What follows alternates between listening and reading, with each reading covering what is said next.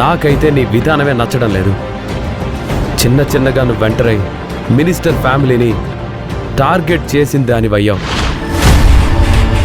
ఇప్పుడు ఆ రాజేశ్వరిని నువ్వు సారీ చెప్పించేసరికి ఆమె ఈగో హర్ట్ అయింది. దాంతో ఆ మినిస్టర్ గారికి నీ మీద విపరీతమైన కోపం ఉంటుంది. అసలు ఆవిడ గురించి తెలిసినప్పుడు నువ్వు వెళ్లకుండా వేరే వాళ్ళని పంపించుంటే బాగుండేది. సిఐ గారే వెళ్ళమన్నారు. సిఐకి నేనంటే పడదు కదా, ఆ మినిస్టర్ అంటే కూడా పడదు. అంటే చూసావా మీ సిఐ ఎంత తెలివిగా నాటకం ఆడాడు.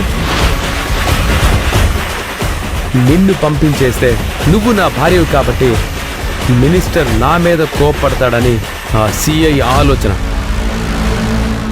అంతేకాదు, మినిస్టర్కి నీకు పడదు కాబట్టి మినిస్టర్ చెల్లెలైన రాజేశ్వరి దగ్గరికి నిన్ను పంపించి గొడవ లేపాడు.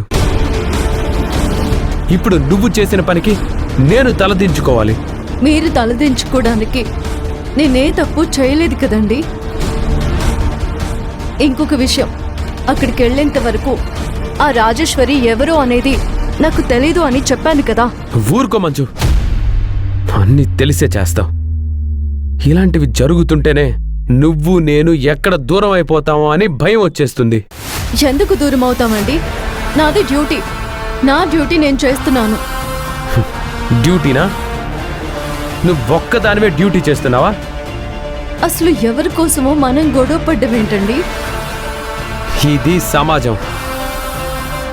నాకు నువ్వు నీకు నేను ఉంటే సరిపోదు, అందరితో బాగుండాలి. లేదు సత్య గారు, ప్రపంచంలో అందరూ అందరితో కలిసి సంతోషంగా ఉండలేరు. మన సుఖమే మనకి ముఖ్యం. అలాంటప్పుడు మనం అడవిలో ఉండాలి, జనంలో కాదు.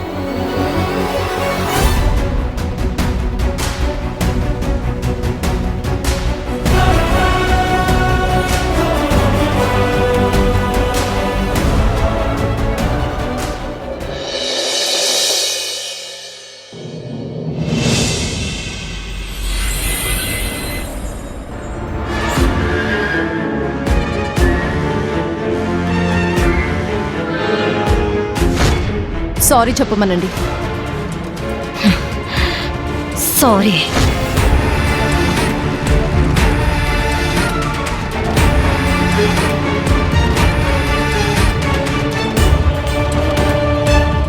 ఏంటమ్మా ఆలోచిస్తున్నావు? ఆఫ్టర్ ఆల్ ఏఎస్ఐ అన్న మాటల గురించి ఇంకా ఆలోచిస్తున్నావా? అన్నా, నువ్వే అన్నావు కదా ఆఫ్టర్ ఆల్ ఏఎస్ఐ అని. ఆఫ్టర్ ఆల్ ఏఎస్ఐ నన్ను అవమానించింది, నాతో సారీ చెప్పించింది. జీవితంలో ఇంతలా అవమానపడ్డం ఫస్ట్ టైం అన్నయ్యా. ఎంత మర్చిపోదామనుకున్నా మర్చిపోలేకపోతున్నాను.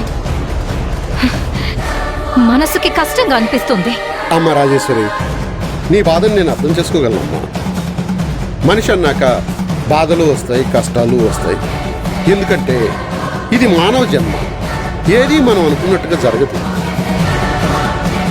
ఈ ప్రపంచంలో కీర్తి ప్రతిష్టలు ఉన్న వాళ్ళందరూ ఏదో ఒక రోజు అవమానపడ్డవాళ్ళేనా? మనిషికి ధనం ఉండొచ్చు, పదవి ఉండొచ్చు, బంగారు పళ్ళెంలో భోంచేయచ్చు. కానీ దుఃఖం వచ్చినప్పుడు మర్చిపోవడం కూడా నేర్చుకోవాలమ్మా. మర్చిపోవాలనుకున్నా మర్చిపోలేకపోతున్నాను అన్నయ్య. నా లైఫ్లో నేనెవ్వరికీ సారీ చెప్పలేదు.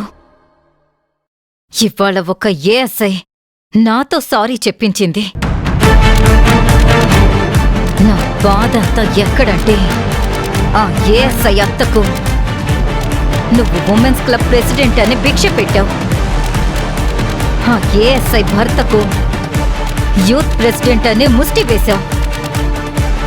అయినా మంజుకి నీ మీద విశ్వాసం లేదు. నీ మీద విశ్వాసం ఉంటే తను నాతో అలా బిహేవ్ చేసేదే కాదు. అందుకు నేను తట్టుకోలేకపోతున్నాను. చూడమ్మా రాజేశ్వరి, ఆ మంజు అంటే నాకు కోపం లేదనుకున్నావా? ఆ మంజుని పీక కొరికి చంపేయాలంత కోపం నాకు ఉంది. అది నీ చేత సారీ చెప్పించి నిన్ను అవమానించింది, అంతే. అంతేనా? ఎంత తేలిగ్గా అనేసావన్నయ్యా? అది నన్నేం చేసిందో తెలుసా?